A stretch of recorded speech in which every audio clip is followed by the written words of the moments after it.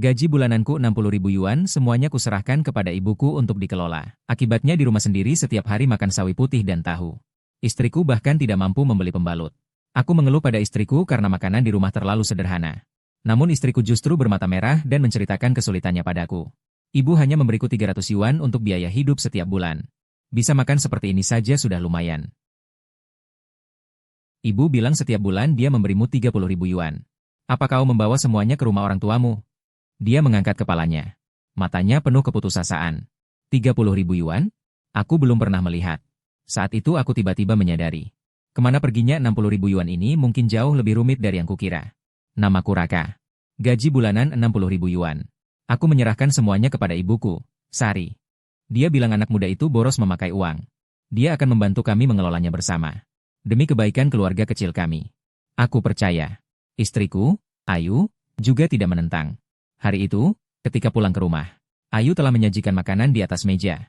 2 lauk dan 1 sup. Sepiring sawi putih asam manis. Sepiring tahu mapo. 1 panci sup rumput laut dan telur. Lagi-lagi begini. Aku duduk di meja makan. Memandangi 2 lauk sederhana dan 1 sup itu. Di meja tidak ada sedikit pun lauk daging. Aku meletakkan tas kerja dan duduk di depan meja makan. Hari ini kerja sangat melelahkan. Aku mengambil sumpit. Menyuapkan nasi ke mulut. Terasa hambar di mulut. Cepat makan. Ayu menuangkan semangkuk sup dan meletakkannya di sampingku. Supnya hangat. Tidak panas di mulut. Dia selalu begitu perhatian. Tapi amarah di hatiku entah kenapa naik. Aku tidak marah padanya. Aku tidak tahan lagi. Kenapa tidak ada daging lagi? Aku mengeluh begitu saja. Sumpitku menjepit selembar sawi putih. Kunyah di mulut. Nyaring. Namun monoton. Cahaya lampu di ruang makan sangat terang.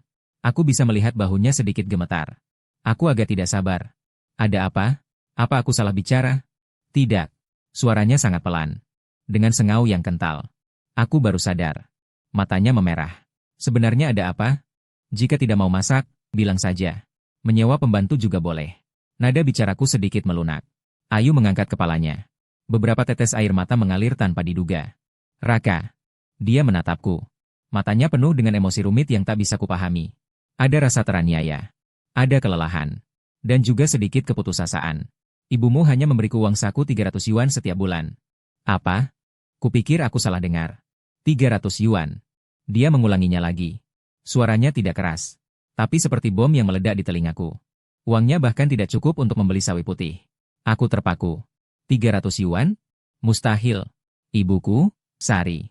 Ibu yang selalu mengatakan semuanya demi kebaikan anaknya. Di setiap kesempatan. Mana mungkin hanya memberi 300 yuan?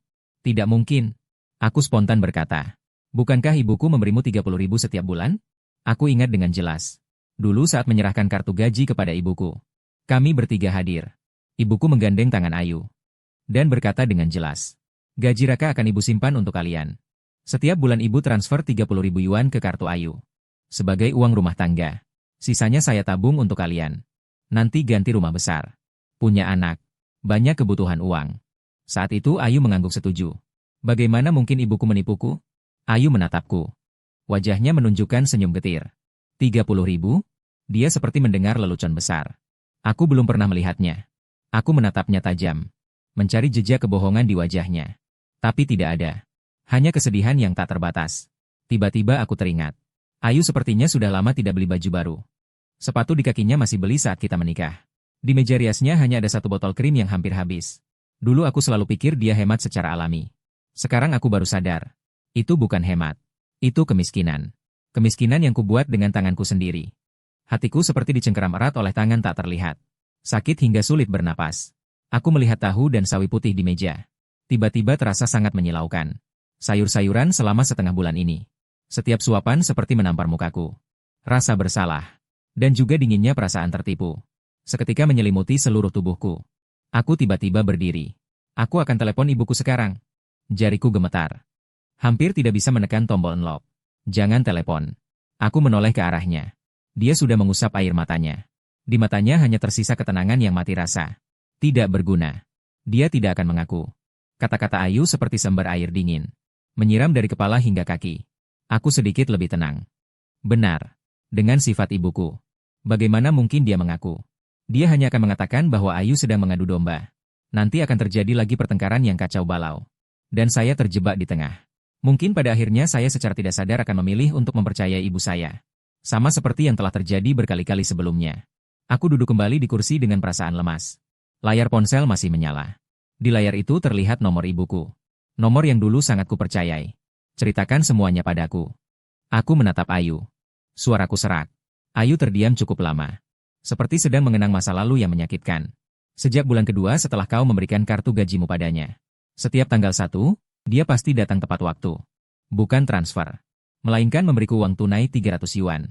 Katanya hidup harus hemat dan diperhitungkan. 30.000 yuan di kartu mudah terpakai sembarangan. Katanya ia sedang mengajarkanku cara menjadi istri yang baik. Nada bicara Ayu sangat datar.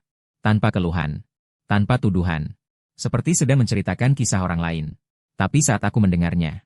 Namun dadaku terasa nyeri berdenyut-denyut. Setiap kali dia datang, dia selalu memeriksa kulkas. Memeriksa pengeluaran rumah tangga. Jika melihat ada daging, dia akan bilang aku boros. Jika melihat aku membeli baju baru, dia akan menyindir. Bilang bahwa kamu susah cari uang. Suruh aku jangan hanya mementingkan berdandan. Jadi, akhirnya aku tidak pernah beli lagi. Dan di kulkas pun tidak pernah ada daging lagi. Aku tidak bisa membayangkan. Seperti apa kehidupan yang dia jalani selama 2 tahun ini. Dengan uang 300. Di kota kelas 1. Menjaga martabat rumah tangga. Aku, suami yang bergaji 60.000 sebulan, bodoh seperti orang tolol. Tidak tahu apa-apa tentang ini. Lalu kenapa kamu tidak bilang padaku? Suaraku bergetar tak tertahankan. Ayu menatapku. Tatapan itu membuatku malu. Kalau aku bilang, apa kau percaya? Kamu hanya akan menganggap aku yang cari-cari masalah. Aku yang tidak bisa menerima ibumu. Aku yang merusak hubungan kalian ibu dan anak. Aku tidak bisa berkata-kata. Karena dia benar. Kalau 2 tahun lalu. Bahkan sebelum makan malam hari ini. Dia mengatakan ini padaku. Reaksi pertamaku pasti itu. Maafkan aku. Aku menundukkan kepala. 3 kata itu ringan seperti bulu. Namun begitu berat hingga aku tak bisa mengangkat kepala. Ayu menggelengkan kepala. Berdiri dan masuk ke kamar tidur. Saat keluar lagi. Di tangannya ada sebuah buku catatan yang agak usang. Dia meletakkan buku itu di depanku. Aku membuka halaman pertama. Di atasnya ada tulisan tangan yang rapi. Mencatat setiap pengeluaran. Tanggal 1 Februari. Pemasukan. 300 yuan. Belanja sayur. Kubis 2,3 yuan. Tahu 4 yuan. Telur 5,5 yuan. Total 11,8 yuan. Biaya listrik, air, dan gas 135 yuan. Anak sakit beli obat 35 yuan. Sisa bulan ini 112 yuan. Satu persatu. Satu demi satu. Jelas seperti pisau-pisau. Menusuk hatiku. Aku membalik halaman demi halaman. Tanganku semakin gemetar. Setiap bulan pemasukan tercatat dengan jelas. 300 yuan. Aku bahkan melihat di satu halaman. Tertulis. Beli pembalut. 12,9 yuan. Di belakangnya ada catatan dalam kurung. Pakai kupon hemat 3 yuan. Mataku langsung terasa panas. Istriku. Saat aku mengira dia hidup mewah. Dia malah menghitung-hitung demi kupon diskon 3 yuan. Dan aku malah mengeluh dia tidak memasak daging. Aku benar-benar brengsek. Aku akan mencarinya. Aku menutup buku catatan dengan keras. Hendak berdiri. Lalu, Ayu memegang tanganku. Bertengkar hebat. Dia menyangkal habis-habisan. Lalu memarahiku. Akhirnya kau datang menasihatiku untuk lebih lapang dada. Lebih sabar? Dia menatapku dengan tenang. Raka, drama seperti ini. Aku tidak ingin memerankannya lagi. Aku terpaku. Ya. Lalu, aku tidak punya bukti. Buku catatan ini. Ibuku bisa bilang Ayu yang memalsukannya. Apa yang bisa kupakai untuk menghadapinya? Lalu bagaimana? Untuk pertama kalinya aku merasa begitu tidak berdaya.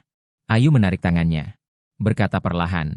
Jika kau benar-benar ingin menyelesaikan masalah, jangan membangunkan ular dari tidurnya. Aku menatapnya. Di matanya tidak ada lagi air mata. Hanya ketenangan yang nekat. 2 tahun penderitaan ini. Sepertinya telah mengasah ketangguhan dalam dirinya. Mulai besok. Semua seperti biasa. Kau berpura-pura tidak tahu apa-apa. Apapun yang dia katakan, kau setujui saja. Tapi, kau butuh bukti. Aku mengangguk dengan berat. Baik.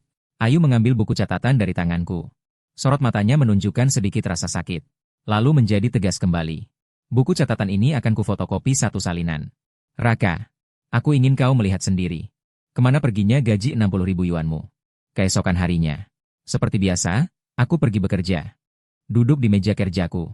Pikiranku kacau balau. Pesan di grup kerja terus berkedip. Tapi aku tidak bisa membaca satu kata pun. Kepalaku penuh dengan buku catatan itu. Penuh dengan mata Ayu yang putus asa namun tenang. Baru saja lewat jam 10. Ponselku berdering. Dua kata muncul di layar. Ibu. Aku menarik napas dalam-dalam. Menekan tombol jawab. Berusaha membuat suaraku terdengar seperti biasa. Halo, Bu. Ya. Nak.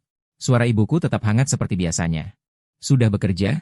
Tidak mengganggumu, kan? Tidak. Baru selesai rapat. Aku berbohong. Syukurlah. Ibu hanya ingin bertanya bagaimana pekerjaanmu akhir-akhir ini? Kamu capek? Jaga kesehatan. Jangan terlalu memaksakan diri. Serangkaian perhatian dan pertanyaan. Dulu, aku akan merasa sangat hangat. Tapi hari ini, yang kurasakan hanya kepalsuan dan dinginnya. Baik-baik saja. Tidak capek. Aku menjawab seadanya. Syukurlah tidak capek. Kamu tenang saja berjuang di luar. Urusan rumah tangga, ibu yang mengurus untukmu. Pasti ibu urus dengan baik. Kamu dan Ayu. Itu tidak pandai mengatur hidup. Ibu ini sedang membantu kalian menabung. Aku menggenggam ponsel. Ruas jariku memutih karena tekanan. Aku benar-benar ingin bertanya padanya lewat telepon. Di mana uang yang kamu tabung? Dan bagaimana kamu memperlakukan Ayu?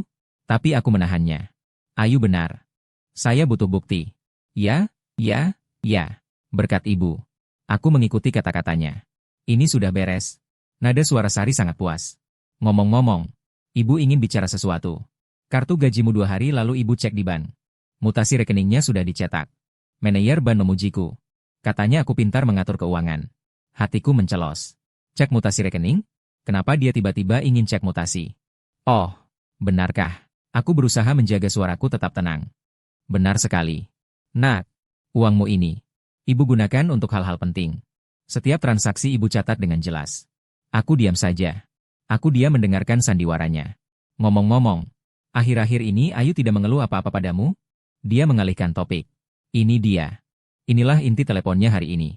Dia sedang mengujiku. Otakku bekerja cepat. Dia mengeluh. Di ujung telepon terdengar hening sejenak. Oh, apa yang dia keluhkan? Dalam suara Sari. Tersirat rasa waspada. Dia selalu bilang uang tidak cukup. Ingin beli daging. Untuk memperbaiki menu makanan. Aku sengaja bicara dengan nada mengeluh. Bu, apa uang belanja yang ibu beri terlalu sedikit? Atau, bulan depan beri dia lebih banyak. Aku melempar bola kepadanya. Aku ingin lihat. Bagaimana dia akan menanggapi ini. Kebohongan 30.000. Apa? Suara Sari langsung meninggi 8 nada. Tajam dan menusuk telinga. Tidak cukup? Setiap bulan aku memberi dia 30.000. Apalagi yang dia mau? Nak, dengar kata ibu. Istrimu ini terlalu besar kepala. Terlalu boros. Kamu harus mengawasinya. Jangan biarkan dia diam-diam menyelundupkan uang ke keluarga asalnya. Fitnah. Memutarbalikkan fakta. Kelancarannya sungguh mendinginkan hati. Jika bukan karena semalam aku melihat sendiri buku catatan itu. Mungkin sekarang aku sudah percaya kata-katanya. Dan mulai mencurigai Ayu. Aku merasakan hawa dingin yang menusuk tulang. Dari telapak kaki. Menjalar hingga ke ubun-ubun. Kamu tenang saja. Uangmu tidak aku sentuh sedikit pun. Semuanya aku simpan rapi untukmu. Lihat adikmu Bima. Segera akan menikah. Uang muka rumahnya masih kurang sedikit. Aku dan ayahmu cemas sampai rambut putih. Bukankah kami ambil dari dana pensiun kami sendiri untuk menutupinya? Aku bilang padamu. Aku benar-benar tidak menyentuh uangmu. Dia menyebut Bima. Menyebut uang muka. Tiba-tiba hati aku dipenuhi firasat buruk yang sangat kuat. Sudahlah, Ma. Aku mengerti. Aku akan bicara dengannya. Aku buru-buru mengakhiri percakapan. Setelah menutup telepon, aku duduk terpaku selama 5 menit penuh. Kubuka aplikasi bank yang hampir tidak pernah kugunakan. Kata sandi kartu ini. Ibuku tahu. Aku sendiri juga tahu. Aku memasukkan kata sandi. Saldo rekening. Hanya 3.215,7 yuan. Hatiku tenggelam perlahan. Aku menekan rincian transaksi. Menggulir ke bawah baris demi baris. Setiap tanggal 5 setiap bulan. Akan ada pemasukan gaji sebesar 60.000 yuan. Lalu pada tanggal 6 setiap bulan. Pasti. Akan ada pengeluaran transfer sebesar 57.000 yuan. Penerima Bima. Adik kandungku. Aku terus menggulir ke bawah. Masih ada satu lagi. Setiap tanggal 6. Sama-sama akan ada pengeluaran transfer sebesar 3.000 yuan. Penerima Sari. Ibuku sendiri. Dari awal hingga akhir. Tidak ada satupun uang yang diberikan kepada Ayu. Yang disebut. Biaya hidup 30.000 yuan. Sejak awal adalah kebohongan total. Dan aku, tiang penyangga keluarga ini. Selama 2 tahun ini. Seperti sebuah lelucon. Sampai di rumah. Lampu ruang tamu menyala. Ayu duduk di sofa. Tidak menyalakan TV. Hanya menungguku dengan tenang. Melihatku masuk. Dia berdiri. Kau kembali. Aku berjalan ke hadapannya. Tidak bisa mengatakan sepatah kata pun. Hanya menyerahkan ponsel kepadanya. 78107310 di layar. Masih berada di halaman rincian transaksi bank. Catatan transfer yang menyakitkan mata itu. Seperti jarum-jarum. Menusuk hatiku. Ayu mengambil ponsel itu. Menundukkan pandangannya. Dia melihatnya dengan sangat teliti. Membalik halaman demi halaman. Ruang tamu sunyi senyap. Hanya terdengar suara lembut gesekan layar. Aku tidak tahu apa yang dia pikirkan saat ini. Marah? Sedih? Atau mati rasa yang sudah diduga sebelumnya? Akhirnya, dia selesai membaca. Dia mematikan layar. Meletakkan ponsel dengan lembut di meja kopi. Lalu dia mendongak menatapku. Di matanya. Tidak ada emosi seperti yang kuduga. Hanya ada ketenangan yang dalam tak terduga. Sekarang kau sudah melihat semuanya. Aku mengangguk. Tenggorokanku tercekat. Maafkan aku. Selain 3 kata itu, aku tidak tahu apa lagi yang bisa kukatakan. Semua penderitaan yang dia tanggung selama 2 tahun ini. Jauh dari cukup. Hanya dengan kata maaf. Bisa ditebus. Namun Ayu menggelengkan kepala. Raka, sekarang kata maaf tidak berguna. Yang harus kita lakukan adalah mengambil kembali apa yang menjadi milik kita. Aku mengangguk dengan kuat. Katakanlah, apa yang harus kita lakukan? Pada saat ini, aku serahkan semua kendali padanya. Karena aku sadar, dalam hal memahami ibuku, Sari, aku jauh di bawahnya. Pengetahuanku selama lebih dari 20 tahun. Hari ini, telah runtuh seluruhnya. Ayu berjalan ke jendela. Menatap kegelapan malam di luar. Riwayat bank adalah bukti. Tapi itu belum cukup. Dia bisa berkata, bahwa kau setuju memberikan uang itu kepada adikmu. Bahkan bisa bilang kaulah yang memberitahu kata sandinya. Dan menyuruhnya melakukannya. Dengan karakternya, dia pasti akan berkata seperti itu. Setiap kata, tepat pada sasaran. Ibuku memang orang seperti itu. Asalkan bisa lolos dari kesalahan. Apapun akan dia katakan. Lalu bagaimana kita? Aku mulai cemas. Kita butuh bukti yang tak bisa disangkalnya. Ayu berbalik. Matanya menatapku dengan tajam. Bukti yang bisa merekam pengakuannya sendiri. Rekaman. Aku langsung mengerti maksudnya. Kali ini, kita akan membuatnya mengaku sendiri. Bagaimana dia membagi 60.000 yuan itu? Aku ingin dia sendiri yang mengatakan kebohongan 30.000 per bulan itu. Lalu menghancurkannya sendiri. Aku menatap istriku di depan mataku. Tiba-tiba merasa sedikit asing. Ayu yang selalu lembut dan pendiam. Seolah dalam semalam telah tumbuh baju besi yang keras. Tapi aku tahu, ini bukan dalam semalam. Melainkan 2 tahun. 700 lebih siang dan malam yang terkikis dan tertahan. Baru membentuk ketenangan dan keteguhan hatinya saat ini. Di dalam hatiku selain rasa bersalah. Bertambah lagi rasa kagum dan iba. Aku melangkah maju. Dengan lembut menggenggam tangannya yang dingin. Kali ini aku ikuti kata-katamu. Bersama-sama. Kita selesaikan semua ini. Jarak ke tanggal 1 bulan depan. Masih 3 hari. 3 hari ini. Aku dan Ayu sama-sama bersiap untuk pertemuan yang akan datang. Persiapan. Pagi hari kedua. Aku beralasan ada urusan mendesak di kantor. Mengambil cuti setengah hari. Aku tidak pergi ke kantor. Melainkan pergi ke pasar elektronik. Membeli alat perekam suara model terbaru. Aku juga membeli kamera mikro. Disamarkan seperti powerbank. Asuransi ganda. Untuk memastikan tidak ada kesalahan. Sampai di rumah, Ayu sedang membersihkan. Dia merapikan rumah hingga bersih tak berdebu. Seolah menyambut sebuah upacara penting. Aku menunjukkan barang-barang itu padanya. Dia memeriksanya dengan teliti. Mengangguk. Alat perekam suara diletakkan di tempat pulpen di meja tamu. Powerbank diletakkan di atas lemari TV. Tepat menghadap sofa. Dia merencanakan tata letak dengan tenang. Setiap detail dipertimbangkan dengan jelas. Kami berlatih beberapa kali. Menirukan posisi yang mungkin diduduki ibuku saat masuk. Kata-kata yang mungkin dia ucapkan. Serta cara kami harus menanggapinya. Ayu memberitahuku. Hari itu kamu tidak perlu sengaja cuti. Pulang kerja seperti biasa saja. Kehadiranmu terlalu mencolok. Dia malah akan curiga. Berperanlah sebagai suami yang baru tahu kebenaran. Yang pulang untuk mempertanyakan dengan marah.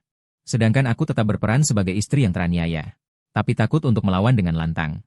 Kamu bertugas marah. Ledakan emosinya. Aku bertugas menunjukkan kelemahan. Biarkan dia sombong dan mengatakan yang sebenarnya. Aku menatapnya. Perasaanku campur aduk. Dia memperhitungkan sifat manusia dengan begitu tepat. Ini semua dipaksakan oleh ibuku. Kamu sudah bersusah payah. Ayu menggeleng. Tidak berkata apa-apa.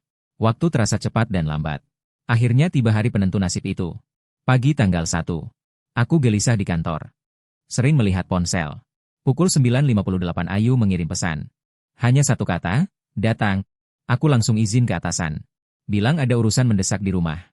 Lalu bergegas keluar kantor. Aku tidak langsung pulang pakai mobil. Aku menunggu waktu terbaik untuk pulang. Sekitar 20 menit kemudian, sosok ibuku, Sari muncul. Dia membawa tas belanja murah dari pasar. Dengan langkah ringan masuk ke pintu unit. Aku menarik napas dalam. Menyalakan mobil. Aku sudah memperhitungkan waktunya. Dari dia masuk sampai dia mulai mendidik Ayu. Hingga emosinya cukup terbentuk. Kira-kira butuh 15 menit. Aku harus pas di waktu itu. Mendorong pintu masuk. Aku akan berperan sebagai anak yang kebetulan melihat semua ini. Mobil diparkir di basement. Saya duduk di dalam mobil. Melihat waktu di ponsel saya berdetak detik demi detik. Jantungku berdebar seperti genderang. Ini pertama kalinya dalam hidupku aku berhadapan langsung dengan ibuku. Dan dengan cara seperti ini. 15 menit sudah berlalu. Aku merapikan kerah bajuku. Membuat diriku terlihat sedikit lelah karena perjalanan. Lalu aku turun dari mobil. Dan masuk ke lift. Pintu lift terbuka. Di depan pintu rumah, samar-samar ku dengar suara ibuku yang meninggi dari dalam. Memberimu 300 yuan. Itu sudah menghargaimu. Kau berani mengadu pada Raka. Kurang, aku bilang padamu, Ayu. Uang keluarga kami tidak jatuh dari langit. Aku mengeluarkan kunci. Tanganku sedikit gemetar. Tapi saat kunci itu masuk ke lubang kunci, tanganku menjadi stabil. Tatapanku juga menjadi dingin. Pertunjukan besar dimulai. Aku mendorong pintu dengan keras. Bu, apa yang ibu katakan? Di atas meja kopi terdapat 3 lembar uang 100 yuan merah. Terlihat sangat menyolok. Mendengar suaraku, Sari tampak terkejut sejenak. Ekspresi kejam dan marah di wajahnya belum sempat mereda. Terlihat agak lucu. Nak, kenapa kamu pulang sekarang? Ada sedikit kepanikan di matanya. Aku membanting tas kerja dengan keras ke lemari di pintu masuk. Kalau aku tidak pulang, tentu tidak akan mendengar isi hati ibu yang sebenarnya. 300 yuan? Ini yang ibu sebut biaya hidup 30.000 yuan? Suaraku penuh dengan kemarahan yang tertahan. Ekspresi Sari berubah. Tapi dia segera menenangkan diri. Lagi pula dia adalah seorang veteran yang sudah berpengalaman. Nak, kebetulan sekali kamu pulang. Kamu harus benar-benar mengatur istrimu ini. Dia menunjuk Ayu dan mulai memfitnah. Aku memberinya 30.000 setiap bulan. Bagaimana dia menghabiskannya? Tidak sampai beberapa hari sudah habis. Bulan ini dia datang lagi meminta uang padaku. Aku tidak terima. Aku hanya memberinya 300 yuan dulu. Agar dia bisa belajar dari pengalaman. Dan belajar berhemat. Siapa sangka dia malah mengadu kepada Anda. Perempuan ini benar-benar jahat hatinya. Dia hanya ingin merusak hubungan ibu dan anak. Ucapan itu sangat rapi dan tak bercela. Seandainya saya tidak melihat laporan transaksi bank, saya mungkin benar-benar akan percaya. Bahkan akan menyalahkan Ayu sebaliknya. Aku mencibir dingin, Bu. Kau bilang kau memberi Ayu 30.000 setiap bulan. Tentu saja. Sari membusungkan dada. Dengan penuh keyakinan. Masa aku bohong? Ayu. Bu bilang setiap bulan memberimu 30.000. Apakah kau menerimanya? Ayu mengangkat kepalanya. Air mata masih membekas di wajahnya. Dia melirik ibuku dengan malu-malu. Lalu dia menggelengkan kepalanya. Suaranya kecil seperti nyamuk. Tidak. Kau omong kosong. Sari langsung meledak. Sambil menunjuk hidung Ayu, ia memaki. Dasar pembohong dan pengkhianat. Aku sudah baik padamu. Kau malah memfitnahku di depan anakku. Aku akan memukul mati kau perusak rumah tangga ini. Sambil berkata begitu, ia mengangkat tangannya. Hendak menampar wajah Ayu. Aku sigap. Langsung menangkap pergelangan tangannya. Aku berteriak keras, cukup. Sari terpengaruh oleh auratku. Ia menatapku dengan bingung. Ibu. Aku tanya sekali lagi. Suaraku sedingin es. Gajiku memang 60.000 yuan setiap bulan. Dan ditransfer ke kartu ibu, kan? Tanpa sadar ia menjawab, iya. Apa setiap bulan ibu hanya memberi Ayu 300 yuan? Tidak, aku memberinya 30.000. Ia masih berdalih. Lalu sisa 59.700 yuan itu? Aku terus mendesak. Kemana perginya uang itu? Pandangan Sari mulai menghindar. Aku tentu saja menyimpannya untuk kalian. Demi kebaikan kalian. Sudah kusimpan. Aku tertawa. Senyum itu tidak sampai ke mata. Pasti uangnya disimpan ke rekening Bima, kan? Kata-kata itu bagaikan petir. Wajah Sari langsung pucat pasi. Bagaimana kau tahu? Dia melontarkan kata-kata itu tanpa sadar. Begitu kata-kata itu keluar, dia langsung sadar telah salah bicara. Langsung menutup mulutnya. Suasana di ruang tamu hening senyap. Di atas meja TV, lampu merah kamera yang menyamar sebagai power band berkedip. Di dalam tempat pena di meja kopi, perekam suara berbentuk pena itu sedang bekerja dengan tenang. Aku menatap wajah ibuku yang pucat pasi. Tidak ada sedikit pun rasa puas di hati. Hanya kesedihan yang tak berujung. Aku melepaskan tangannya. Bertanya kata demi kata. Di dalam hatimu, aku dan Ayu ini sebenarnya apa? Di wajah ibuku yang terbiasa berpura-pura, pertama kali muncul retakan yang nyata. Dia menatapku. Tatapannya campuran antara terkejut dan bersalah, serta rasa malu dan marah setelah ketahuan. Apa maksudnya dengan apa? Dia mencoba menutupi kegugupannya dengan meninggikan suara. Kau anakku. Aku mengandungmu selama 10 bulan dan melahirkanmu. Dia mulai memakai alasan ikatan keluarga. Itu adalah senjata yang paling dia kuasai. Semua yang aku lakukan. Yang mana yang bukan demi kebaikanmu. Bukan demi kebaikan keluarga kita. Aku tertawa dingin. Kata itu keluar dari mulutnya. Menurutku sangat ironis. Di dalam hatimu. Apakah keluarga ini hanya berisi dirimu? Ayahku, dan Bima. Aku, Ayu. Apakah kami ini alat yang ibu pakai untuk membiayai Bima? Setiap pertanyaanku seperti palu. Yang menghantam keras di hatinya. Wajahnya semakin pucat. Apa yang kau omong kosongkan? Akhirnya dia tidak bisa menahan diri. Menunjukkan wujud aslinya sebagai perempuan kasar. Bima adalah adik kandungmu. Dia mau menikah dan membeli rumah. Sebagai kakak, membantu sedikit kenapa? Kamu gaji 6 juta sebulan, memberinya sedikit kenapa? Apa kau tidak bisa menerima adik kandungmu sendiri? Apa yang kuberikan itu namanya bantuan. Aku menatap matanya. Satu persatu kataku ucapkan. Apa yang kau curi itu namanya pencurian. Dua kata pencurian itu benar-benar membuatnya meledak. Dasar anak durhaka. Dia menunjuk ke arahku. Marah hingga seluruh tubuhnya gemetar. Demi orang luar. Kamu berani berkata demikian pada ibu kandungmu. Sasarannya kembali tertuju pada Ayu. Kau ini pembawa sial. Sejak kau menikah masuk ke keluarga kami. Keluarga kami tidak pernah tenang. Racun apa yang kau berikan pada anakku? Sampai dia tega meninggalkan ibu dan adik kandungnya sendiri. Wajahnya dingin. Kembali mengangkat tangan hendak memukul Ayu. Ayu kali ini tidak menghindar. Hanya duduk diam di sana. Dengan tatapan seperti melihat badut. Menatap ibuku dengan dingin. Aku kembali meraih pergelangan tangan ibuku. Kekuatannya besar hingga membuatnya menjerit kesakitan. Suaraku sudah tidak memiliki kehangatan apapun. Mulai hari ini, rumah ini tidak menyambutmu. Ibuku tertegun. Dia mungkin tidak pernah berpikir. Aku yang selama ini selalu menuruti ucapannya. Akan mengucapkan kata-kata seperti itu. Apa katamu? Ulangi sekali lagi. Aku bilang silakan keluar. Aku menarik lengannya. Menyeretnya ke arah pintu. Dia mulai meronta. Meronta-ronta dan menangis. Raka, kau gila. Kau mau mengusirku. Aku ibumu. Aku membuka pintu. Tanpa ampun aku mendorongnya keluar. Aku berdiri di depan pintu. Menatapnya dari atas. Selama 2 tahun ini. Semua uang yang ibu ambil dari kartu gajiku. Kembalikan semuanya tanpa kurang sedikit pun.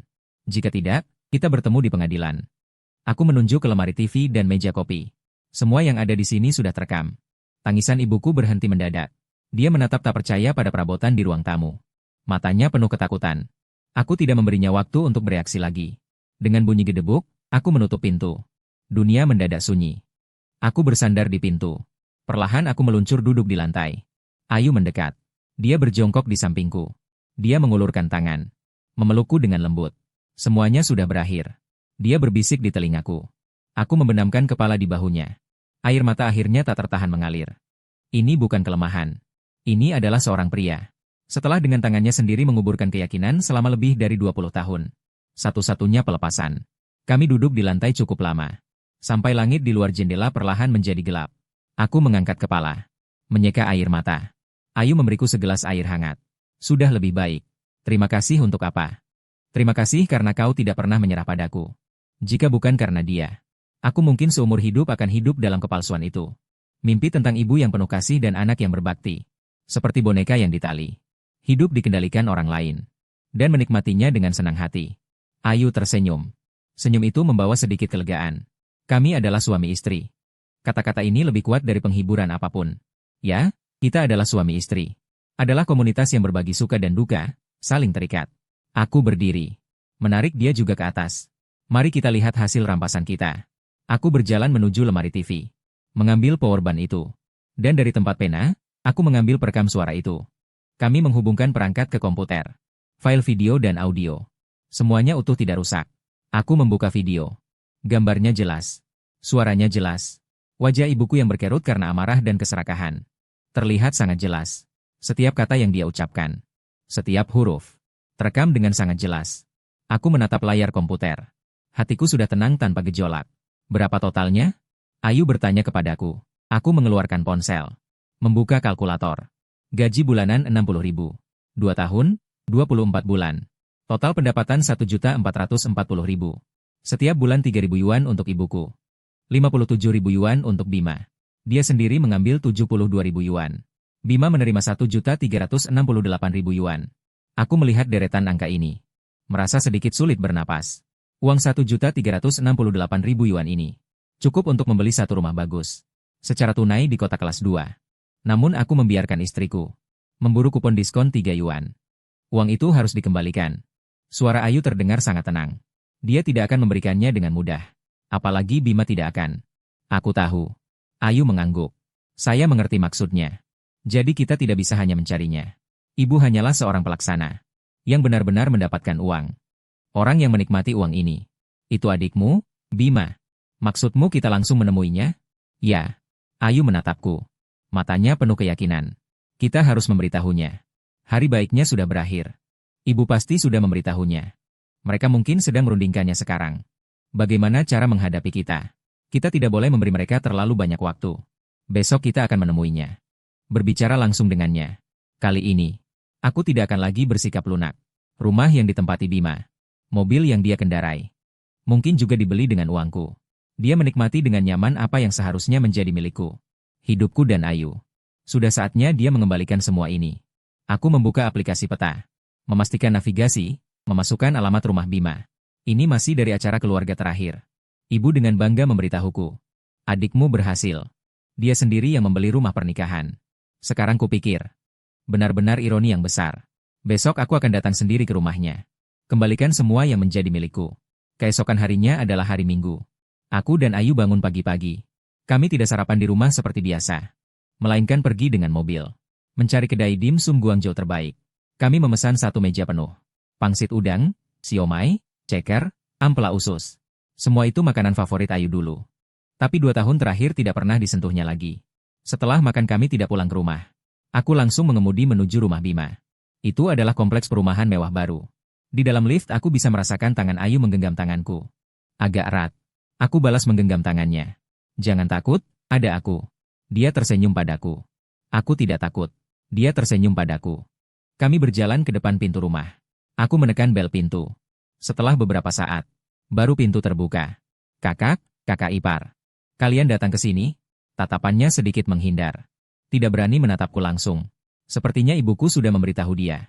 Tidakkah kau mengajak kami masuk duduk? Wajah Bima terlihat sedikit tidak enak. Namun dia tetap memiringkan badan dan mempersilakan kami masuk. Seorang wanita yang juga mengenakan piyama yang sama. Keluar dari kamar tidur. Dia adalah tunangannya. Dewi tertegun sejenak saat melihat kami.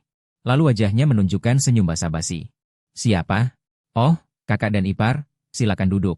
Ruang tamu dihias dengan sangat mewah. Sekilas terlihat menghabiskan banyak uang.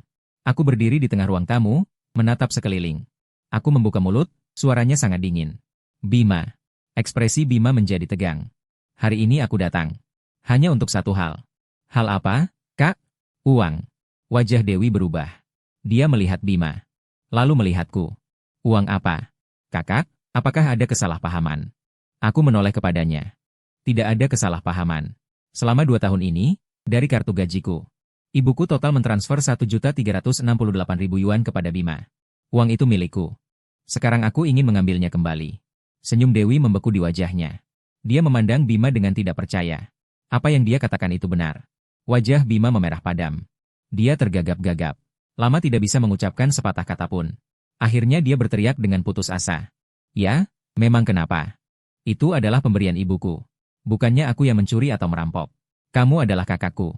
Uangmu bukankah itu uang keluarga kami? Apa salahnya aku pakai sedikit? Maksudmu kamu tidak bersalah? Aku tidak salah, dia membentak dengan leher menegang. Aku mengangguk. Lalu aku mengeluarkan ponsel dari sakuku. Aku membuka sebuah file audio. Kutekan tombol putar. Suara ibuku yang melengking dan penuh rasa bersalah. Seketika bergema di seluruh ruang tamu. Disetorkan ke kartu Bima, kan? Wajah Bima langsung pucat pasi. Ekspresi Dewi bahkan lebih dramatis. Aku mematikan rekaman. Menatap mereka. Sekarang apa perlu aku ambil bukti transfer bank? Untuk kalian lihat. Bima benar-benar kalah. Seperti ayam jago yang kalah bertarung. Aku menatapnya. Memberikan ultimatum terakhir. Seminggu kembalikan 1.368.000 tanpa kurang sedikit pun. Jika dalam seminggu uang tidak kulihat di kartuku, maka rekaman ini dan bukti transfer bank akan dikirim ke 2 tempat. 1 ke pengadilan. 1-nya lagi ke rumah orang tuamu. Ucapanku seperti palu godam. Menghancurkan segala yang ada di depan Bima dan Dewi. Juga menghancurkan kemewahan palsu yang mereka bangun dari uangku. Wajah Dewi seketika menjadi pucat. Dia menatapku. Lalu menatap Bima di sampingnya.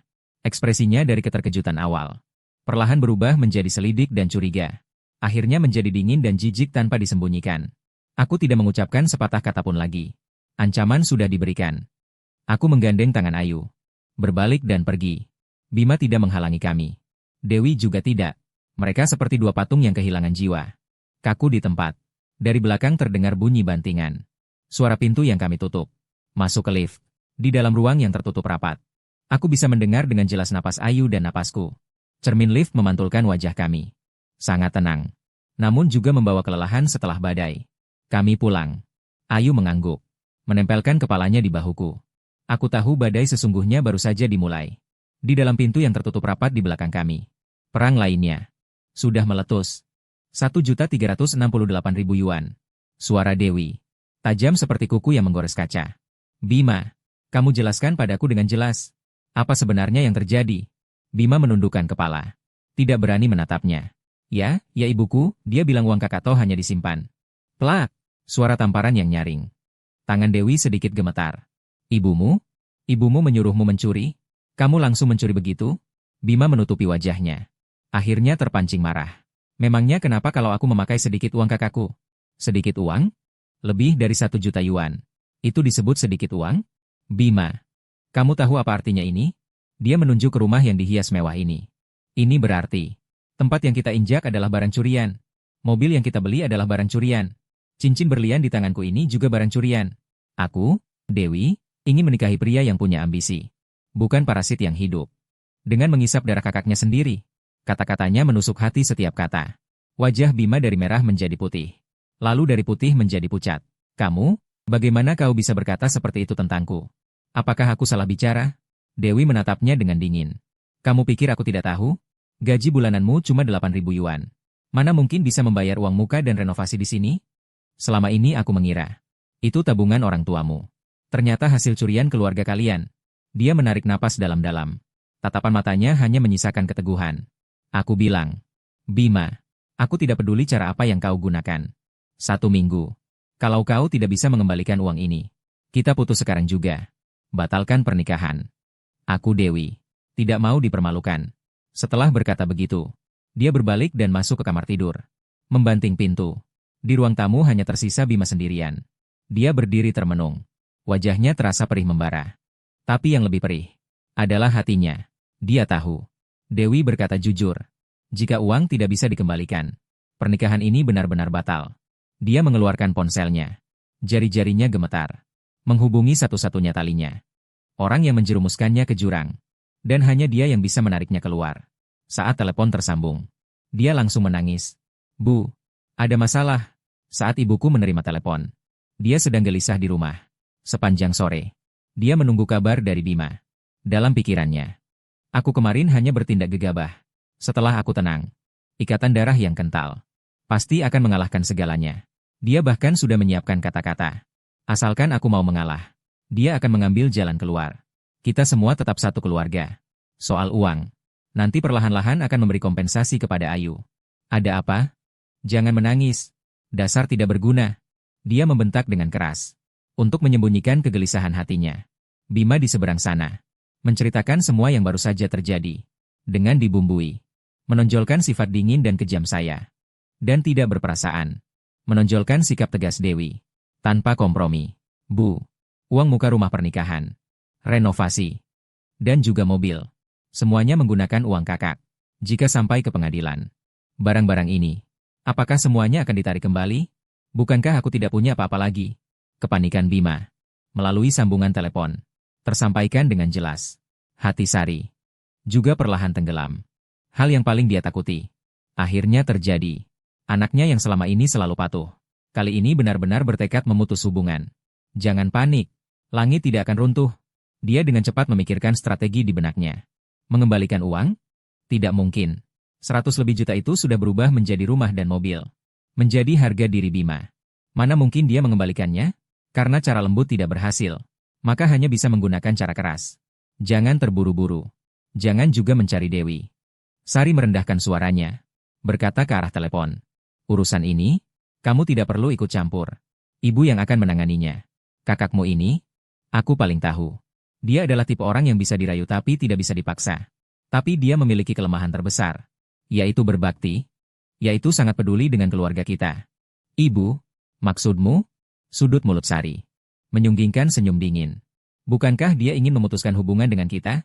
Bukankah dia rela meninggalkan ibu dan adik kandung? Demi orang luar? Baiklah, kalau begitu biar dia lihat. Jangan rumah ini.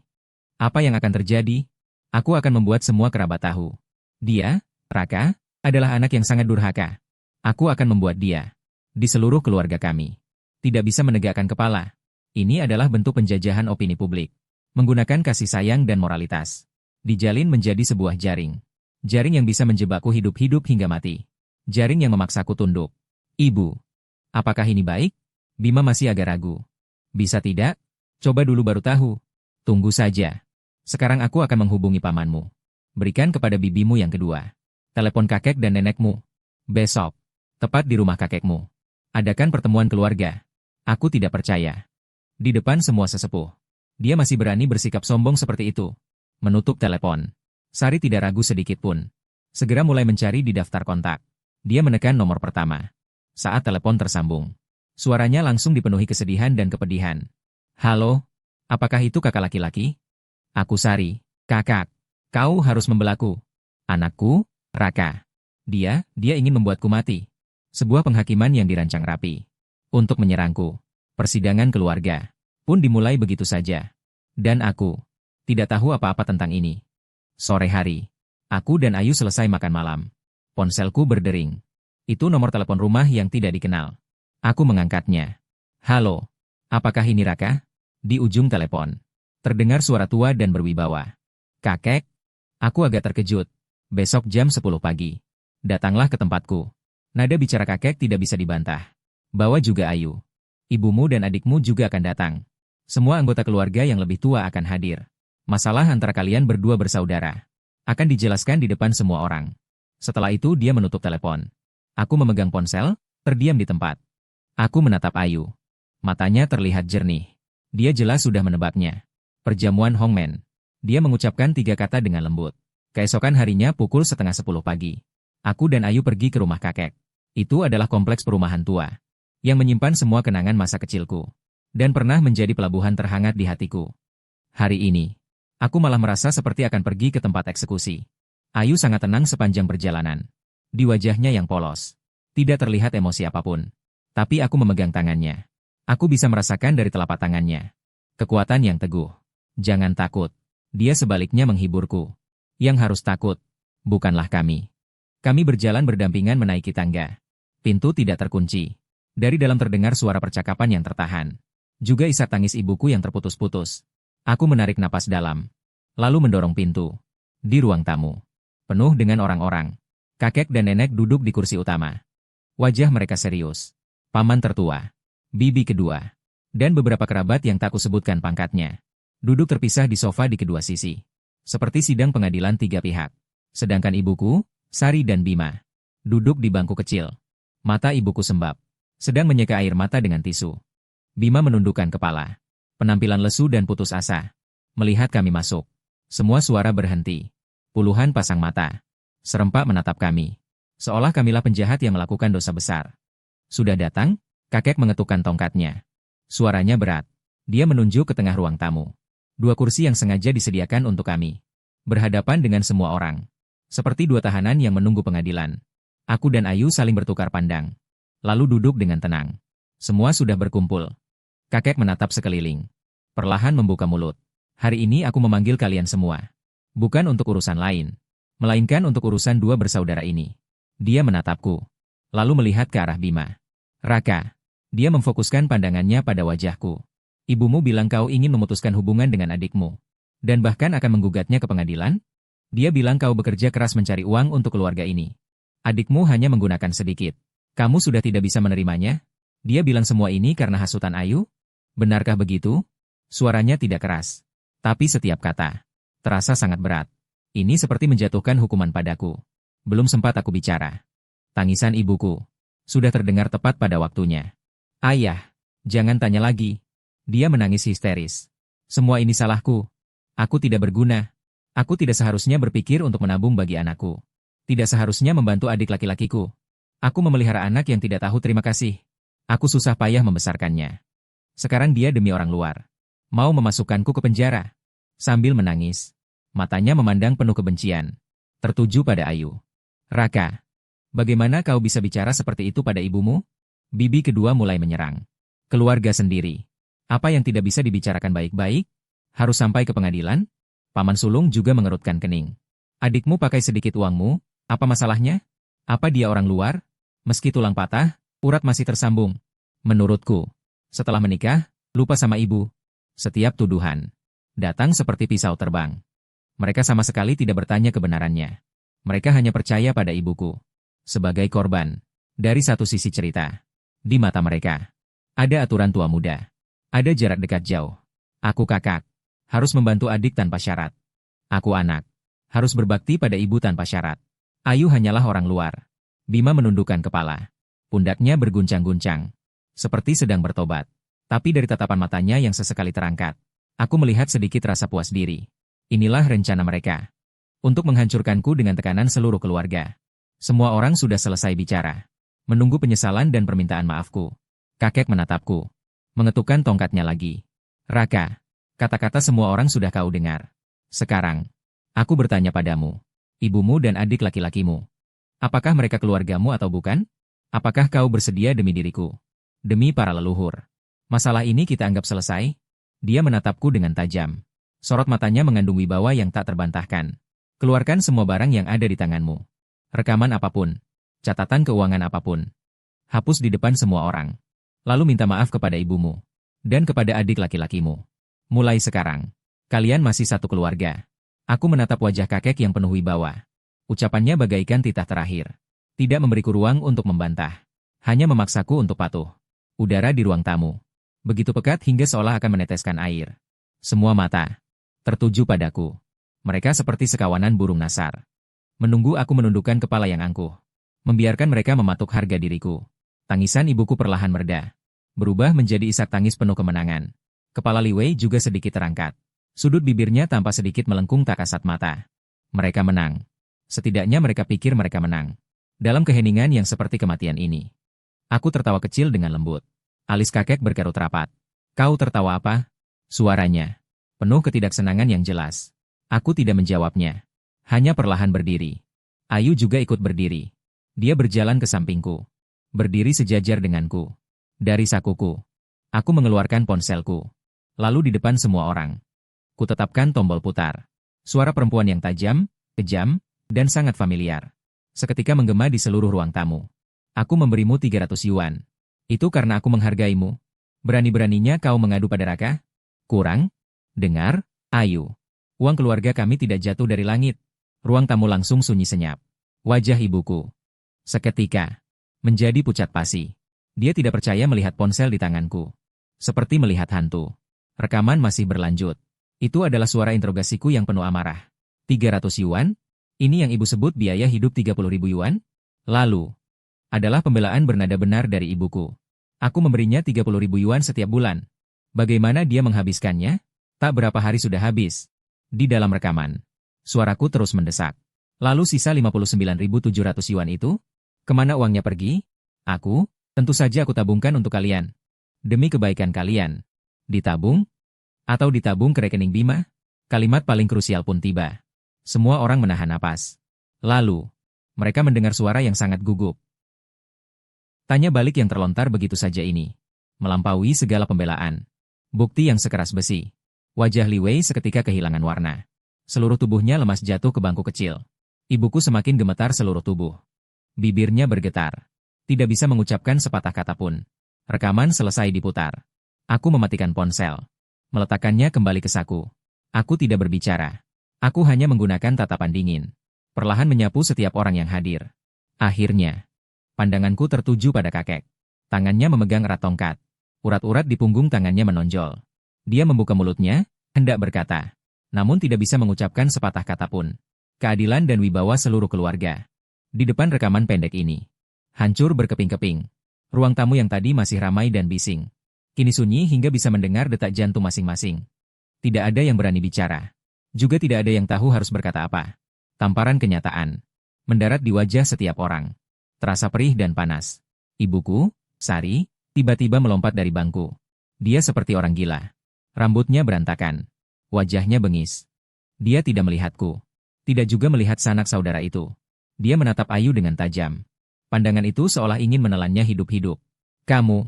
Semua ini karena kamu, dasar perempuan jalang. Dia berteriak sambil menerjang ke arah Ayu. Kamu yang memperdaya aku. Kamu yang menjebak aku. Aku akan membunuhmu, perusak rumah tangga. Aku sudah waspada sejak awal. Melangkah maju untuk berdiri di depan Ayu. Aku menangkap tangan ibuku yang hendak memukul. Menghempaskannya dengan keras. Dia terhuyung mundur beberapa langkah. Jatuh terduduk di lantai. Cukup. Sampai saat ini. Kau masih ingin menyalahkan orang lain? Ibuku duduk di lantai. Mulai menangis terseduh-seduh. Kali ini bukan lagi akting. Benar-benar histeris dan hancur. Aku tak punya muka untuk hidup. Dia memukul-mukul lantai. Berguling-guling sambil mengamuk. Aku bekerja keras demi keluarga ini. Apa salahku? Bima adalah adikmu. Kau tidak bisa membantunya? Kau begitu kejam. Harus memaksa ibumu sendiri mati? Dia mulai memainkan kartu keluarga lagi. Mencoba memanipulasiku secara moral. Sayangnya sudah terlambat. Kakek, aku tidak lagi peduli padanya. Tapi beralih ke pria tua di kursi utama. Sekarang, apakah Anda masih merasa aku harus minta maaf? Wajah kakek berganti-ganti antara pucat dan merah. Tongkat di tangannya dihentakkan keras ke lantai. Tidak masuk akal. Benar-benar tidak masuk akal. Tapi sasaran amarahnya bukan lagi aku. Tapi Sari di lantai dan Bima yang linglung di samping. Sari, kau diam. Masih belum cukup memalukan? Dan kau, Bima. Tongkat kakek menunjuk ke adikku. Kau berani mengambil uang kakakmu? Apakah semua pengetahuanmu sia-sia? Uang ini harus dikembalikan. Kakek akhirnya memberikan putusannya. Tubuh Bima tersentak. Tangis ibuku juga berhenti mendadak. Ayah, tidak bisa dikembalikan. Dia berteriak melengking. Uang itu sudah dipakai membeli rumah dan mobil. Bagaimana cara mengembalikannya? Sikap kakek sangat tegas. Jual rumah, jual mobil.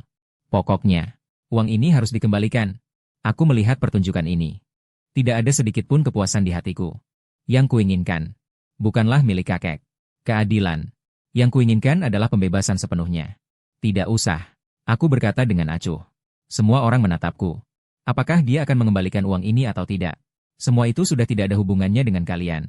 Ini adalah urusan antara aku dan dia. Saya akan menempuh jalur hukum. Aku berhenti sejenak. Pandanganku menyapu setiap orang yang hadir. Lalu, aku, kata demi kata, berkata dengan jelas. Mulai hari ini, saya dan Ayu tidak memiliki hubungan lagi dengan kalian. Kakek, nenek, paman, bibi, sebutan-sebutan ini. Sampai hari ini. Nanti, kami adalah orang asing. Setelah mengatakan itu, aku tidak lagi melihat ekspresi siapapun. Aku menggenggam tangan Ayu. Kita pergi. Kami berbalik dan berjalan menuju pintu. Di belakang kami terdengar teriakan marah kakek.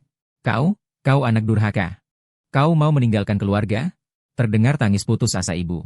Raka, kau tidak boleh pergi. Kalau kau pergi, bagaimana nasibku? Aku tidak menoleh ke belakang. Aku menggandeng Ayu. Langkah demi langkah. Melangkah dengan sangat mantap. Aku mendorong pintu kayu yang berat itu.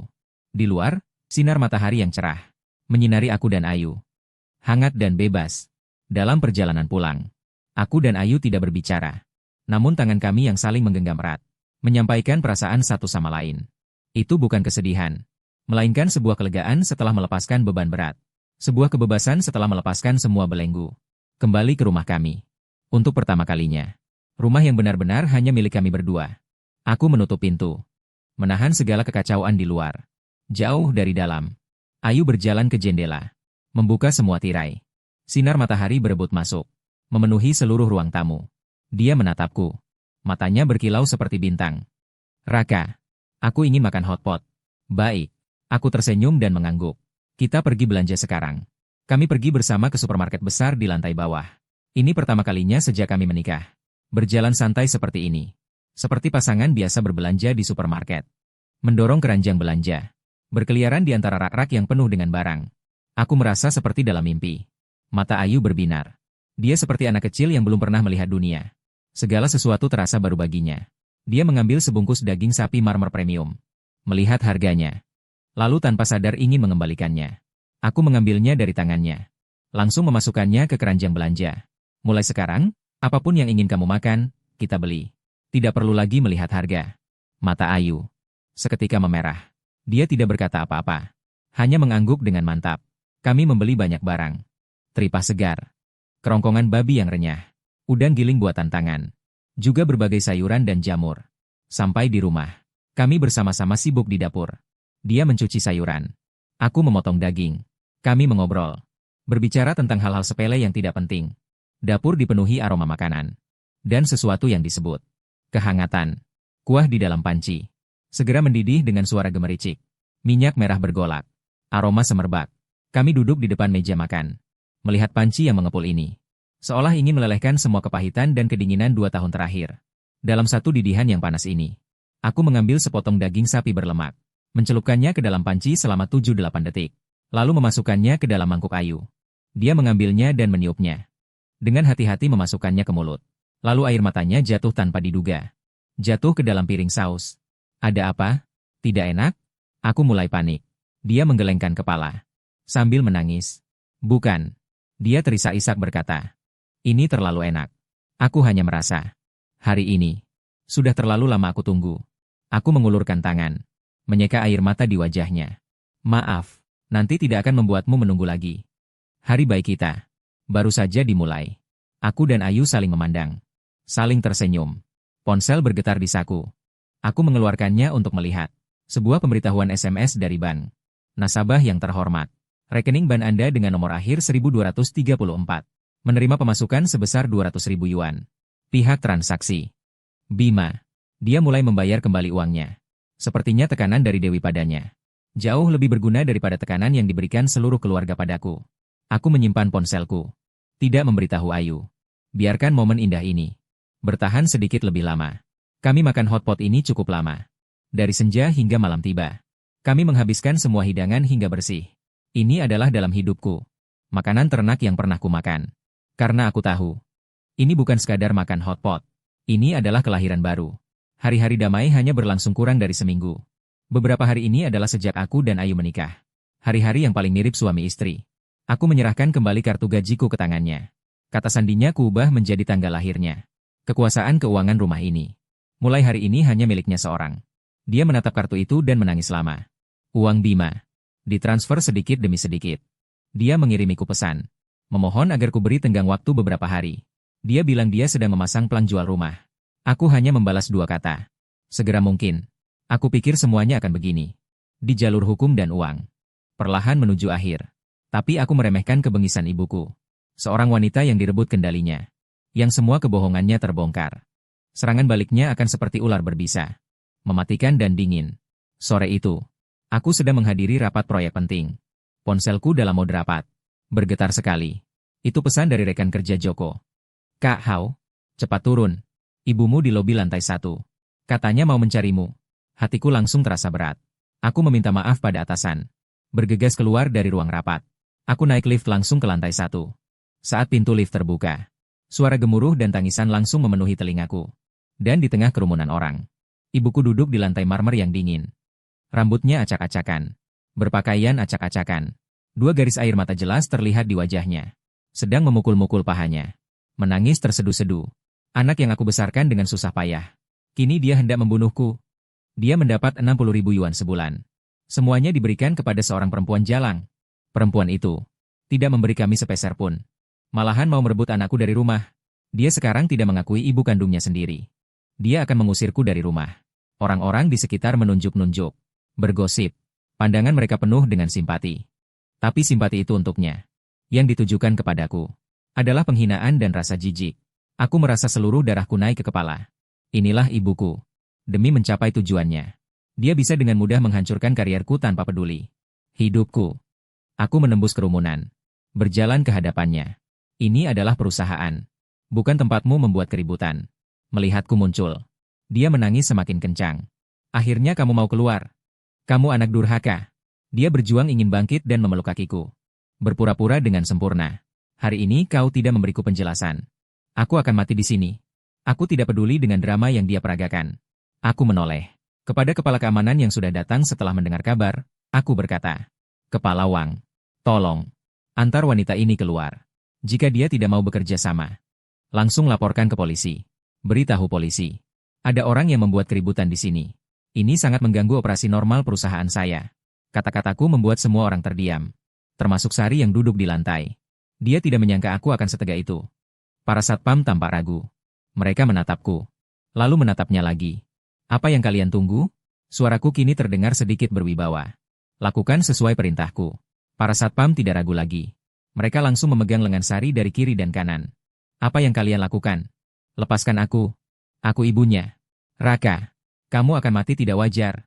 Kamu akan mendapat balasan. Aku menatapnya tanpa ekspresi. Dia diseret paksa keluar pintu perusahaan oleh dua satpam.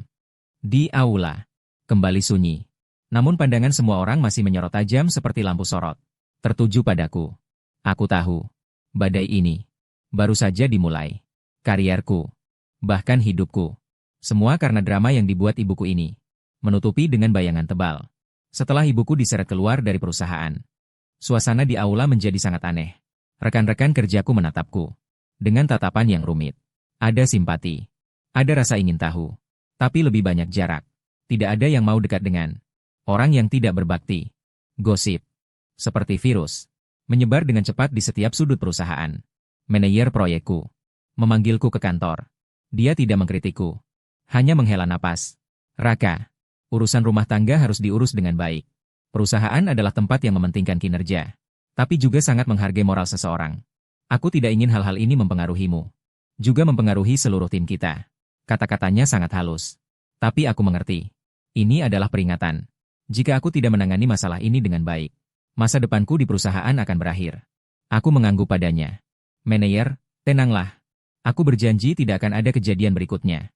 Keluar dari kantor. Aku merasakan tekanan yang belum pernah ada sebelumnya. Trik ibu saya ini benar-benar menusuk titik lemah saya. Tepat mengenai kelemahan saya. Dia ingin menghancurkan sumber keuangan saya. Dia ingin membuat saya ditinggalkan semua orang. Dia ingin memaksa saya tidak punya jalan keluar. Akhirnya saya hanya bisa kembali padanya. Terus menjadi boneka yang dikendalikannya. Saya duduk di meja kerja saya. Lelah, saya memijat alis mata. Ponsel saya bergetar. Saya mengambilnya dan melihat. Itu pesan dari Ayu. Ibu saya menelepon. Jantung saya berdegup kencang. Saya segera menelepon Ayu. Apa yang dia katakan? Di ujung telepon. Suara Ayu sangat tenang. Tapi ketenangan itu membawa sedikit getaran yang tertahan. Dia memarahi saya habis-habisan. Mengatakan saya tidak tahu malu. Memperdaya kamu. Tidak berbakti kepada mertua. Dia bilang ibumu meneleponnya. Sambil menangis mengatakan kami akan mendorongnya dan ayahmu sampai mati. Dia menyuruhku segera bercerai denganmu. Pulang ke rumah orang tuamu. Jangan mempermalukan diri di luar. Tanganku langsung mengepal. Ibuku benar-benar gila. Setelah membuat keributan di kantor, dia pergi mengacaukan keluarga Ayu. Dia ingin memisahkan kami berdua. Semuanya sudah di ujung tanduk. Lalu, apa yang kau katakan? Suaraku sedikit serak. Aku menjelaskan semuanya padanya. Suara Ayu perlahan menjadi lebih tegas. Aku menceritakan kebenaran semuanya padanya. Aku bilang, jika kau tidak percaya, aku bisa mengirimkan rekaman dan laporan ban untuk kau lihat. Aku juga bilang bahwa Raka adalah suamiku. Apapun yang terjadi, aku akan tetap bersamanya. Terakhir, aku memberitahunya. Jika kau masih mendengarkan kata sepihak dari wanita itu, dan datang menuduhku, maka mulai sekarang kita tidak perlu lagi berhubungan. Aku mendengar perkataan Ayu. Mataku terasa panas. Di saat seluruh dunia salah paham padaku. Hanya dia, yang tanpa ragu memilihku. Maaf, kau sudah menderita karenaku. Kita suami istri. Jangan bicarakan itu. Ayu berhenti sejenak. Lalu melanjutkan. Orang tuaku akan datang besok. Mereka ingin mendengar langsung penjelasan kita tentang semuanya. Juga ingin melihat sendiri bukti-bukti itu. Baik, aku langsung setuju. Itu memang sudah seharusnya. Aku harus memberikan penjelasan kepada orang tuanya. Aku memandang lalu lintas di luar jendela. Namun hatiku terasa dingin. Ibuku, Sari, sudah benar-benar melepas semua topengnya. Dia menggunakan cara yang paling keji untuk menyatakan perang kepada kami. Dia pikir dengan begitu, dia bisa menjatuhkan kami. Tapi dia salah. Semakin dia menjadi gila, semakin dia mendorongku menjauh. Perang ini, aku tidak boleh kalah. Demi Ayu, juga demi diriku sendiri. Keesokan harinya, orang tua Ayu datang dari kota tetangga. Kedua orang tua itu tampak lelah karena perjalanan. Wajah mereka penuh kekhawatiran dan kegelisahan. Aku sendiri yang menjemput mereka di stasiun. Sesampainya di rumah, Ayu sudah menyeduh teh. Ayah, ibu, dia memanggil. Matanya memerah. Ibu mertua memegang tangannya. memandangnya dengan saksama. Seolah ingin melihat apakah dia benar-benar menderita. Aku tidak banyak membela diri. Aku hanya meletakkan ponselku dan buku catatan kecil itu di atas meja tamu. Ayah, kalian lihat ini dulu. Aku memutar rekaman lengkap itu dan membuka buku catatan yang mencatat setiap 300 yuan. Ayah mertua memakai kacamata baca. Mengambil buku catatan itu. Ibu mertua mendekat ke ponsel. Mendengarkan percakapan di dalamnya. Di ruang tamu. Hanya tersisa suara ibuku yang tajam dan kejam dari rekaman. Dan suara gemerisik kertas yang dibalik oleh ayah mertua. Orang tua Ayu. Ekspresi wajah mereka berubah seiring isi rekaman. Sedikit demi sedikit. Dari awal yang penuh keraguan. Menjadi terkejut. Lalu menjadi tidak percaya. Akhirnya. Ketika mereka mendengar ibuku sendiri mengakui bahwa uang itu semua ditransfer ke Bima. Tangan ayah mertua berhenti di atas buku catatan. Gemetar karena marah. Di wajah ibu mertua, penuh dengan rasa sakit hati. Dia memeluk Ayu erat-erat. Air matanya jatuh. Anakku yang bodoh. Kamu begitu menderita, kenapa tidak bilang ke keluarga? Ayu bersandar di pelukan ibunya. Air mata yang sudah lama ditahan akhirnya meluap. Rekaman selesai diputar. Kebenaran terungkap. Ayah mertua melepas kacamatanya. Menghela napas berat sekali. Dia menatapku. Tatapannya tidak lagi ada rasa canggung. Hanya tersisa penyesalan dan haru. Raka, ayah dan ibu salah menyalahkanmu. Perihal ini, sungguh berat bagimu. Aku menggelengkan kepala. Ayah, yang harus minta maaf adalah aku. Akulah yang tidak merawat Ayu dengan baik. Membuatnya menderita begitu banyak. Kesalahpahaman telah terurai. Sikap orang tua Ayu pun berubah total. Mereka tidak lagi membicarakan perceraian. Sebaliknya, mereka mulai bersatu melawan musuh bersama. Keluarga ini benar-benar keterlaluan. Ayah mertua memukul meja. Marah tak terkendali. Uang ini harus dikembalikan semua, tidak kurang 1 sen pun. Dan nenek tua itu. Bukankah dia pergi ke kantormu untuk membuat keributan? Bukankah dia kemana-mana merusak nama baik kalian? Kita tidak bisa membiarkan ini begitu saja. Saat itu juga, ponselku berdering. Itu nomor yang tidak dikenal. Aku ragu sejenak. Tetapi akhirnya kuangkat. Halo, apakah ini Raka? Di ujung telepon terdengar suara seorang wanita muda. Tenang, namun juga terdengar sedikit tergesa-gesa. Aku Dewi. Aku terdiam. Tunangan Bima. Aku ingin bertemu denganmu. Sekarang juga. Aku dan Dewi membuat janji di sebuah kafe yang tenang. Dibandingkan saat terakhir bertemu, dia jauh lebih letih dan muram. Namun tatapan matanya sangat teguh. Hari ini saya datang. Ingin membuat kesepakatan denganmu. Dia langsung pada intinya. Kesepakatan apa? Aku tahu kamu sekarang butuh bukti. Bukan hanya bukti untuk mengambil kembali uang, tetapi juga bukti yang bisa membuktikan sifat ibumu. Di sini aku punya sesuatu. Bisa membantumu. Sambil berkata, dia mengeluarkan ponsel dari tasnya. Membuka sebuah foto. Di foto itu terdapat buku bersampul keras yang usang. Di atasnya tertulis 4 kata. Buku catatan kasih keluarga. Apa ini? Aku mengerutkan kening. Ini barang kesayangan ibumu. Sudut bibir Dewi menyunggingkan senyuman sinis. Sejak adikmu masuk universitas, setiap sen uang yang ibumu berikan kepadanya, semuanya dicatat di buku ini.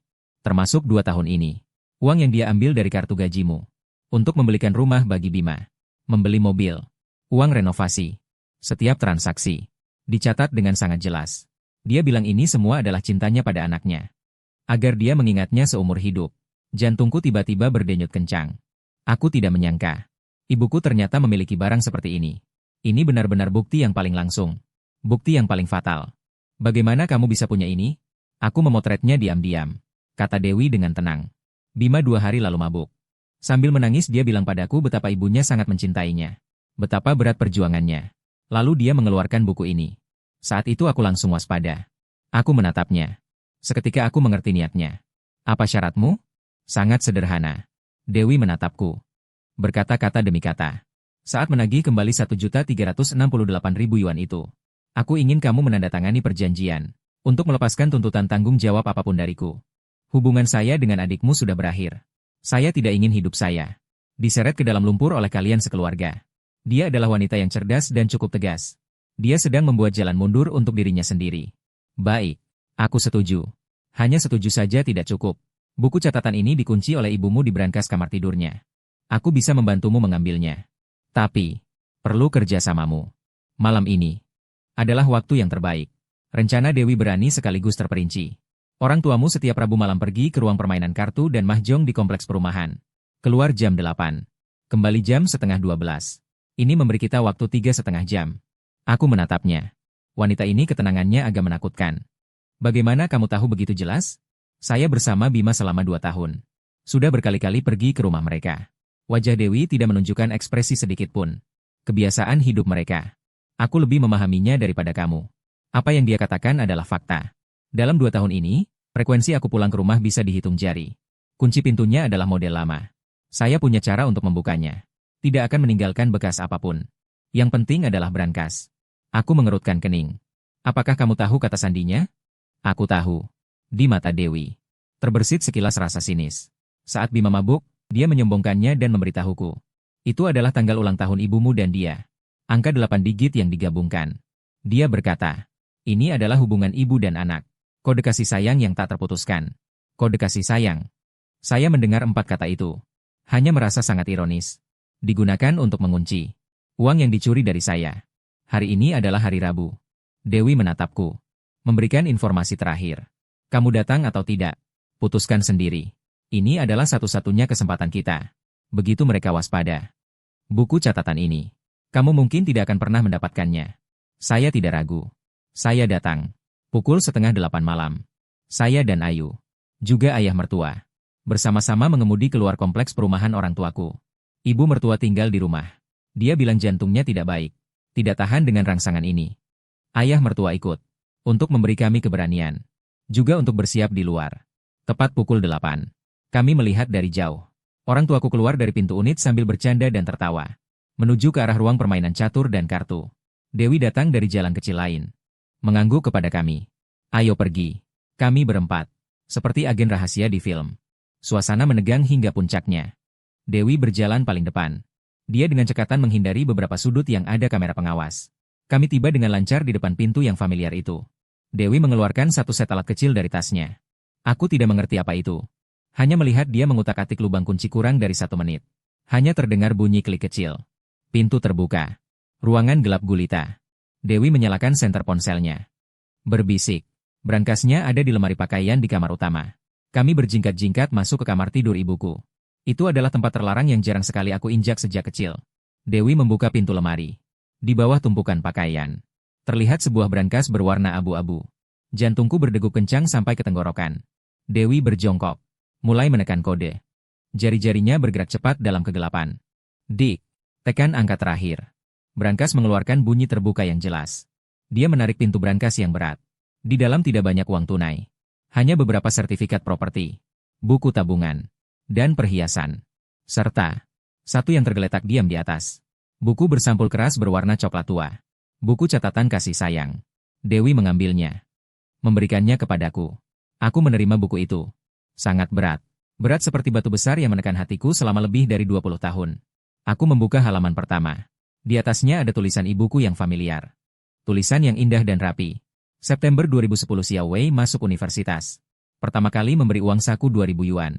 Berharap anak menjadi sukses. Aku tidak melihat lebih lanjut. Aku menutup buku itu. Memeluknya erat di dada. Ayo kita pergi. Kami kembali melalui jalan yang sama. Tidak meninggalkan jejak apapun. Kembali ke mobil. Ayah mertua melihat buku catatan di tangan kami. Menghela napas panjang. Aku menyalakan mesin mobil. Meninggalkan tempat yang menyimpan semua kenangan kelabuku. Di kaca spion. Gedung apartemen tua itu. Semakin jauh. Aku tidak langsung pergi ke ibuku dengan buku catatan itu. Konfrontasi seperti itu. Hanya akan menjadi pertengkaran dan tangisan yang tidak berarti. Yang aku inginkan bukan penyesalannya. Yang aku inginkan adalah keadilan hukum. Dan semua yang menjadi hak kami. Keesokan harinya. Aku menyewa pengacara terbaik. Aku mengumpulkan semua bukti. Rekaman suara. Laporan rekening bank. Dan buku catatan yang mematikan itu. Semuanya diserahkan kepadanya. Setelah pengacara membaca semua dokumen. Hanya mengucapkan satu kalimat. Pak Raka. Kasus pengadilan ini. Kita pasti menang.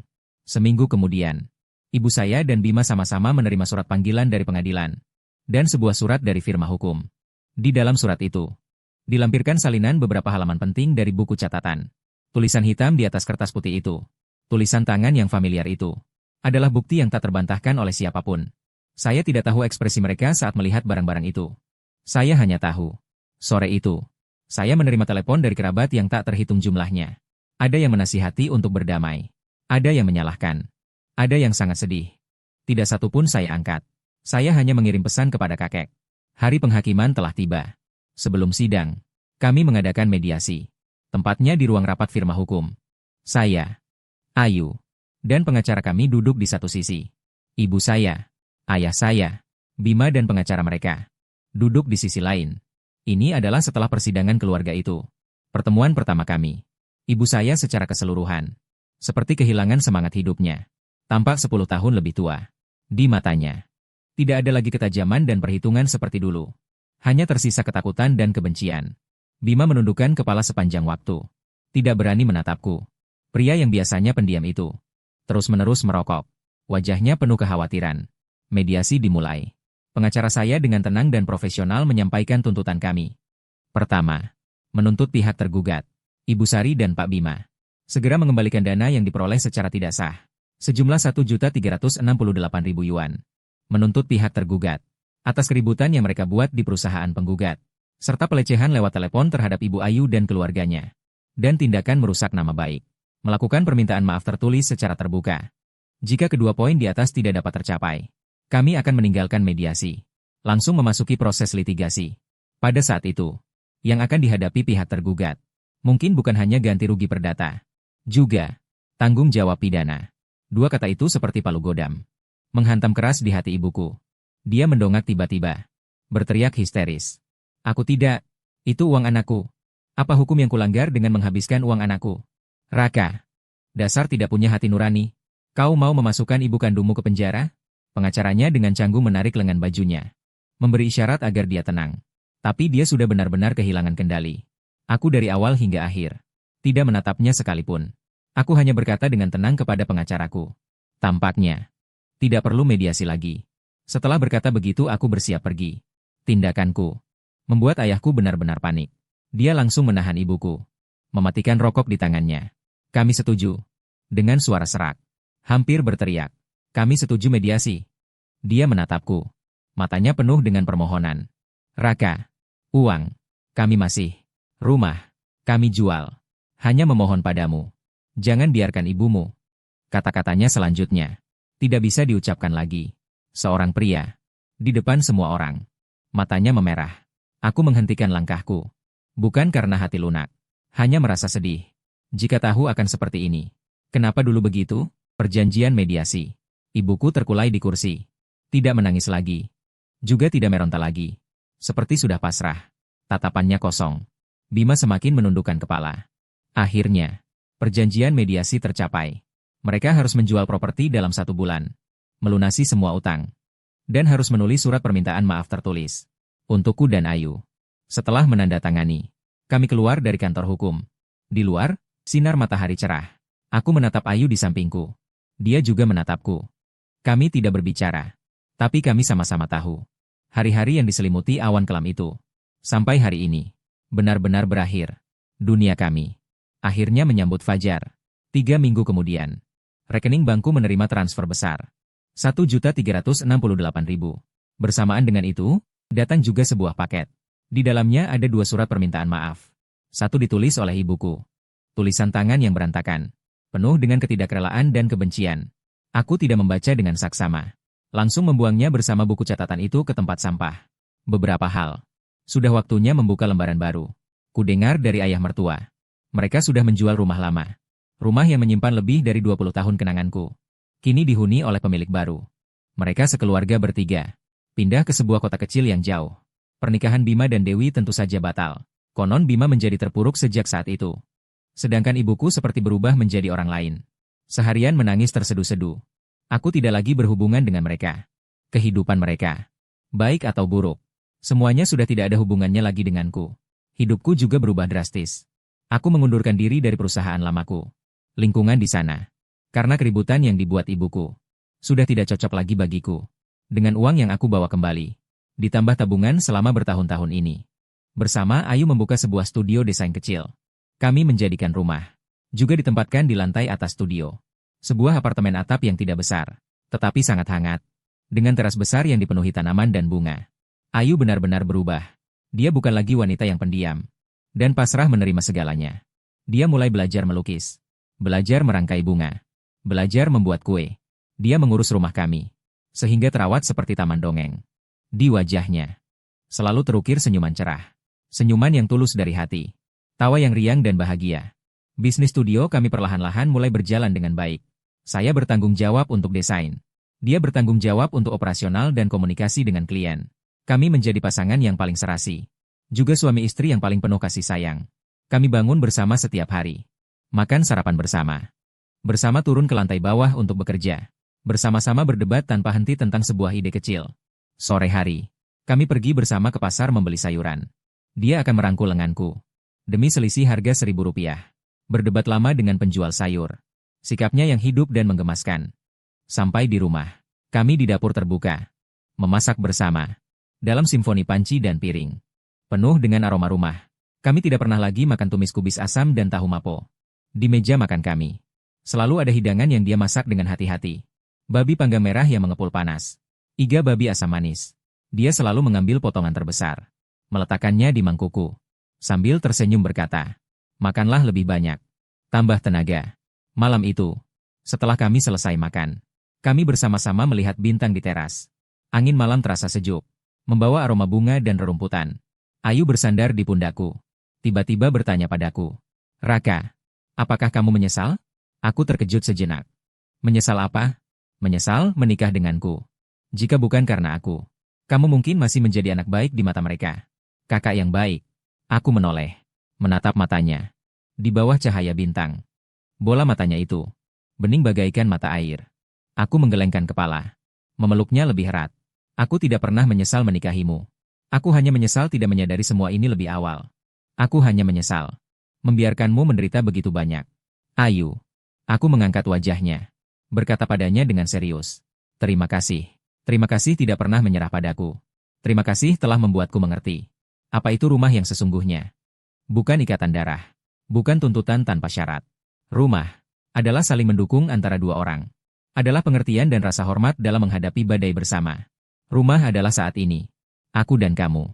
Bersama-sama melihat langit berbintang ini." Ayu tersenyum. Di sudut mata ada kilauan air mata yang jernih.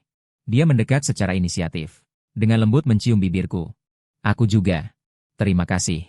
Suamiku." Kota di kejauhan. Berkilauan cahaya lampu. Bintang-bintang di langit. Berkedip lembut. Aku tahu.